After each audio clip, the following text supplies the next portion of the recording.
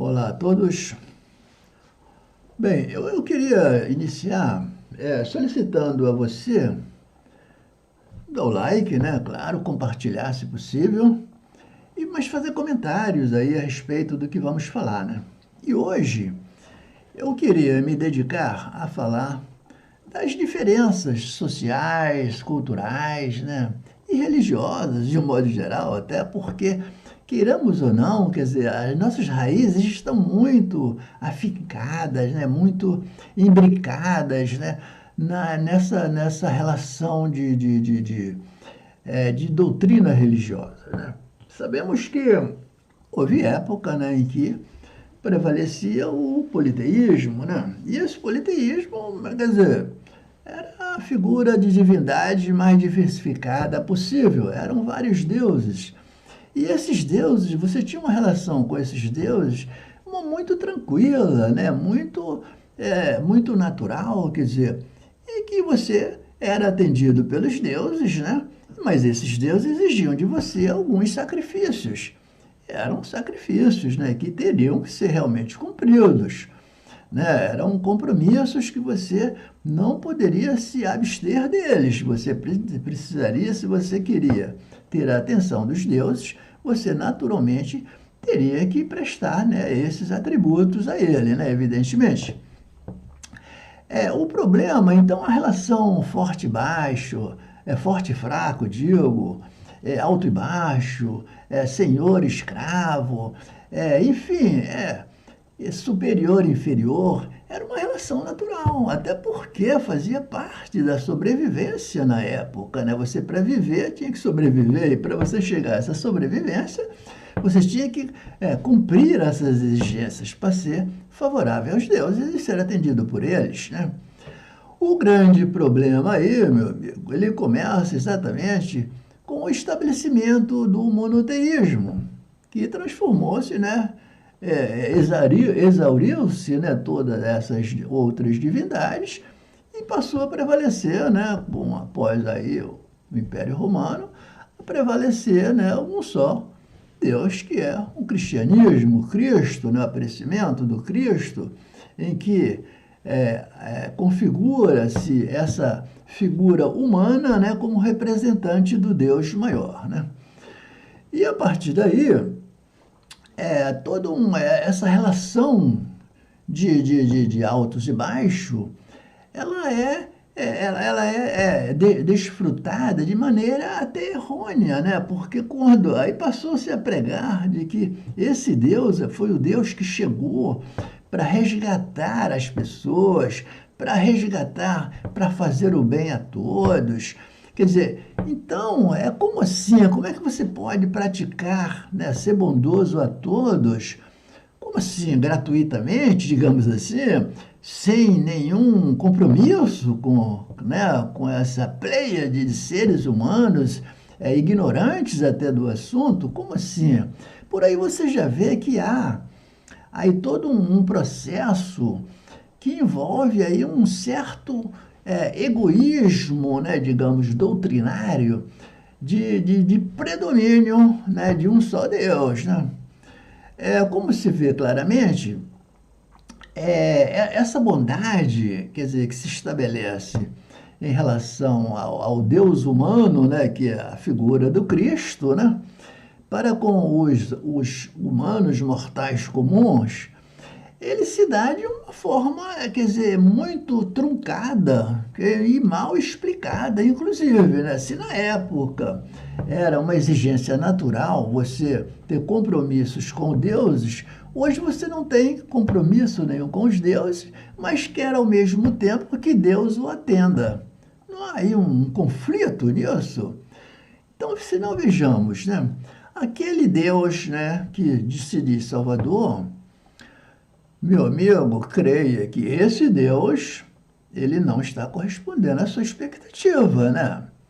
Porque, acima de tudo, para ele atendê-lo, ele transforma você num indivíduo extremamente, né, incapacitado, num indivíduo extremamente digamos, dependente, enfim, de um apequenamento assim, inaudível, digamos assim, porque onde é que já se viu?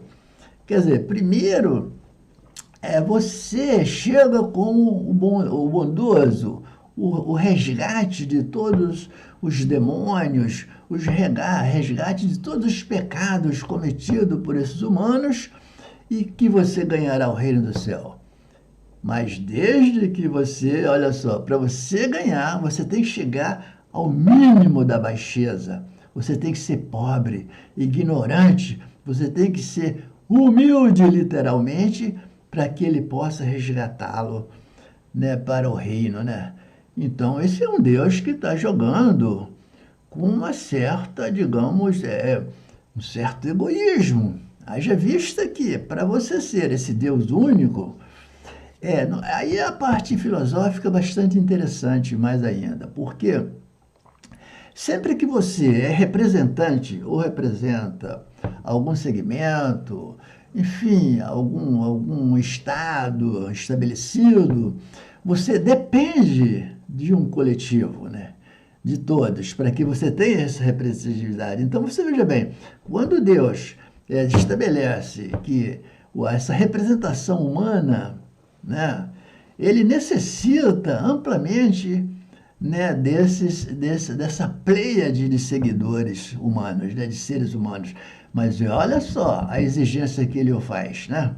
Essa é uma exigência que você não percebe, mas que está lhe trazendo um grau de exigência muito forte, maior do que o já exigido na antiguidade.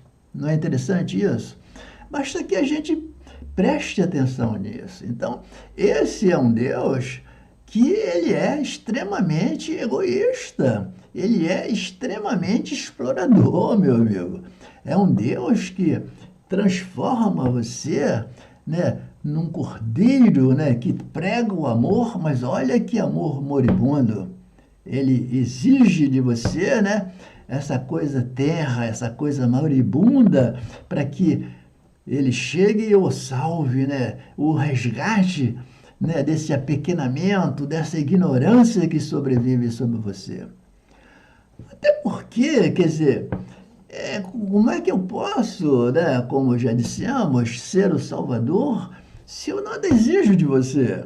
Isso não corresponde à naturalidade das coisas, não responde a um processo até democrático, não corresponde a um processo, né, de igualdade, e sobre todos os sentidos, sobre todas as nuances.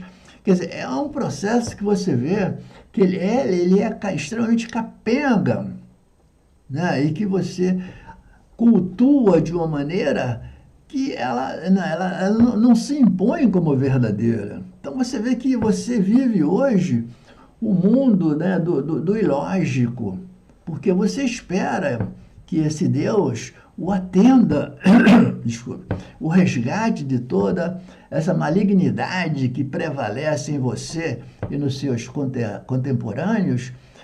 Mas como assim? Sem que eu nada ofereça aos deuses? Hoje alguém oferece nada ao Deus? Ele só exige de Deus. Ele só quer que Deus faça atenda os seus pedidos. Ele só quer que Deus o livre de tudo. Enfim, você foi transformado literalmente num fraco.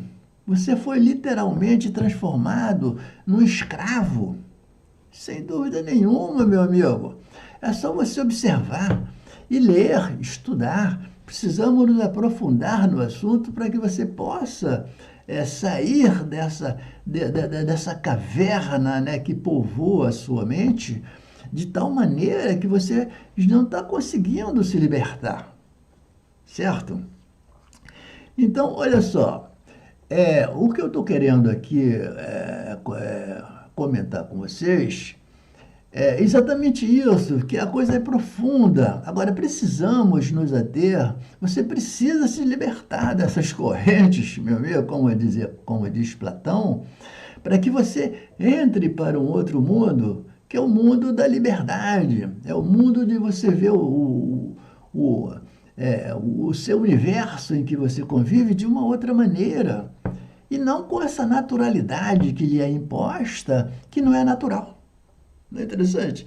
E uma naturalidade que ela só traz coisas malignas até você, porque o transforma, né, sendo até repetitivo, num ser totalmente imprestável, num ser que não consegue, quer dizer, toda a sua potência, seu vigor, foi estabelecido de uma forma enganosa, em que você, para conquistar determinadas coisas, você precisa ser humilde, você precisa ser fraco. Quando não, isso não corresponde à realidade. Quer dizer, o mundo é daqueles que vencem, e os que vencem são os fortes, através do conhecimento, através da luta, através das batalhas que lhes são colocadas, das peripécias que lhes são ofertadas, digamos assim, no seu dia a dia, no seu cotidiano. Então, por favor, meu amigo, vamos pensar nisso, né? Vamos ter em mente que tudo depende de nós mesmos, né? Como já até repetindo novamente, parafraseando, né? O Protágoras, né? De que o homem é a medida de todas as coisas, das coisas que são enquanto são e das coisas que não são enquanto não são. Então, que responsabilizemos-nos pelos nossos atos, né? Sim. E com certeza você será um vencedor. Mas é preciso estabelecer, acima de tudo, que tudo depende de você e não de nenhuma divindade, de qualquer coisa ilógica que você tanto acredita, até, digamos assim. Pensa nisso. Dá o like aí, né? Dá um alô para o canal subir mais. Um abraço.